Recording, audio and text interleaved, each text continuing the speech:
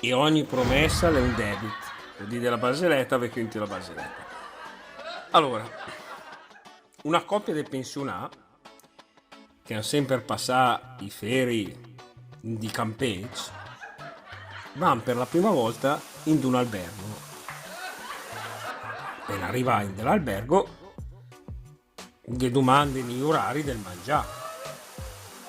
Qui, spiega il direttore, serviamo la prima colazione dalle 7 alle 10, il pranzo dalle 13 alle 15 e la sera dalle 20 alle 22. E la sciora un po' mogia la Maria del Maria gli dice: oh bella, te senti che schifo la di? A che la maniera chi?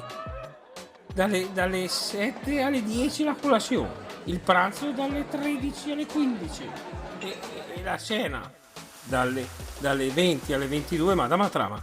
Qual è che ne mi spiace?